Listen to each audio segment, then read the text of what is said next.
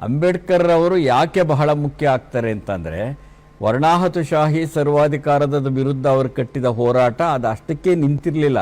ಬಹಳಷ್ಟು ಜನ ಅಂಬೇಡ್ಕರ್ ಅವ್ರ ಬಗ್ಗೆ ಏನಂದ್ಕೊಂಡಿರ್ತಾರೆ ಅಂದರೆ, ಅಂಬೇಡ್ಕರ್ ಅಂದರೆ ಮೀಸಲಾತಿ, ಅಂಬೇಡ್ಕರ್ ಅಂತ ಅಂದರೆ ಬರೀ ಜಾತಿ ವ್ಯವಸ್ಥೆ ವಿರುದ್ಧ ಹೋರಾಟ ಮಾಡಿದವರು, ವರ್ಣಾಶ್ರಮ ಧರ್ಮ ವಿರೋಧ ಮಾಡಿದವರು ಅಂತ ಅಷ್ಟೇ ತಿಳ್ಕೊಂಡಿರ್ತಾರೆ.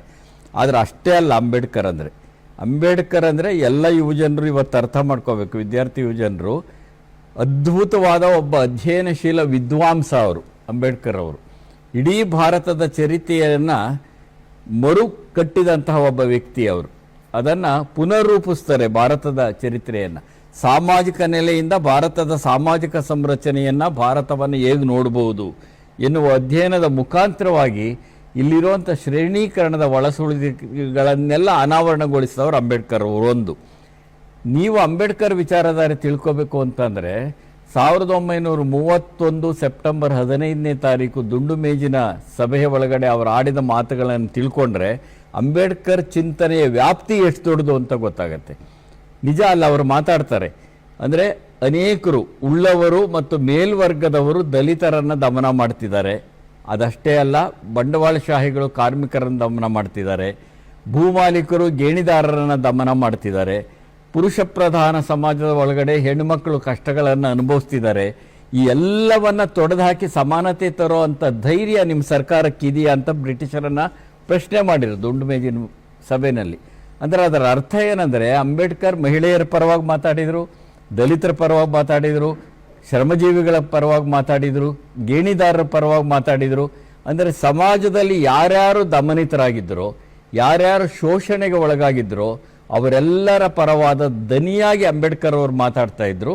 ಸಹಜವಾಗಿಯೇ ಅಸ್ಪೃಶ್ಯತೆ ಬಹಳ ಆಳದಲ್ಲಿದ್ದಂಥ ಈ ಸಮಾಜದ ಒಳಗಡೆ ಅಸ್ಪೃಶ್ಯತೆಯ ವಿರುದ್ಧದ ಹೋರಾಟ ಮುನ್ನೆಲೆಗೆ ಬಂದಿದ್ದು ತೀರಾ ಸಹಜವಾದ್ದು ಮತ್ತು ಅಗತ್ಯವಾದದ್ದು ಹೌದು.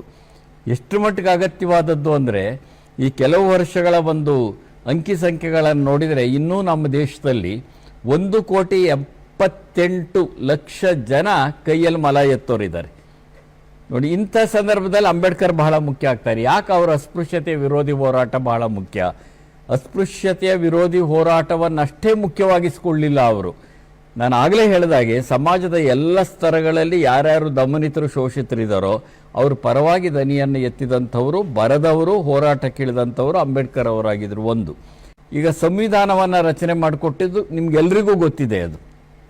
ಆದರೆ ಸಂವಿಧಾನ ರಚನೆ ಮಾಡುವ ಸಂದರ್ಭದ ಒಳಗಡೆ ಪ್ರಜಾಪ್ರಭುತ್ವ ಅಂದರೆ ಏನು ಅನ್ನೋದನ್ನು ಅವ್ರು ನಿರ್ವಚನಗೊಳಿಸ್ತಾರೆ. ಅದು ಬಹಳ ಮುಖ್ಯವಾದ್ದು, ನಾವು ತಿಳ್ಕೊಬೇಕಾಗಿರೋದು.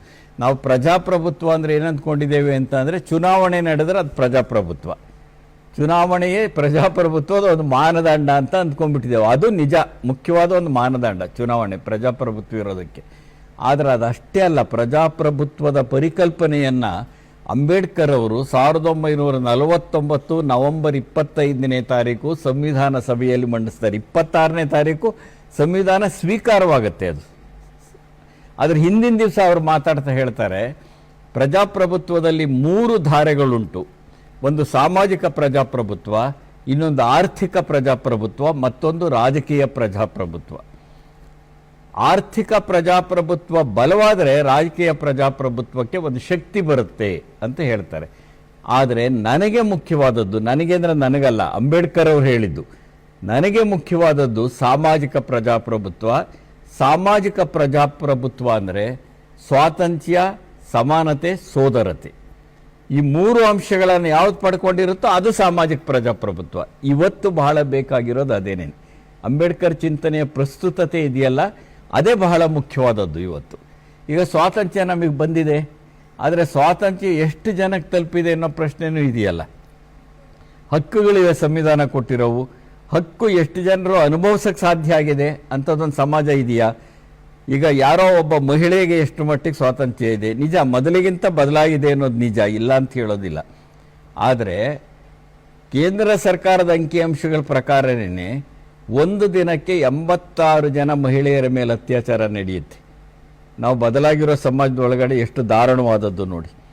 ಒಂದು ವಾರದ ಒಳಗಡೆ 13 ಜನ ದಲಿತರ ಹತ್ಯೆ ಆಗುತ್ತೆ. ಇದು ಅಧಿಕೃತ ಸಂಖ್ಯೆ ಹೇಳ್ತಿರೋದು. ಅಂದರೆ ದಮನಶೀಲವಾಗಿರ್ತಕ್ಕಂಥ ಮನೋಧರ್ಮ ಇನ್ನೂ ಸಮಾಜದಿಂದ ಹೋಗಿಲ್ಲ. ದಮನ ರಹಿತವಾಗಿರ್ತಕ್ಕಂಥ ಒಂದು ಸಮಾಜ ಬರಬೇಕು. ಅದೇ ನಿಜವಾದ ಪ್ರಜಾಪ್ರಭುತ್ವ, ಅದು ನಿಜವಾದ ಸ್ವಾತಂತ್ರ್ಯ.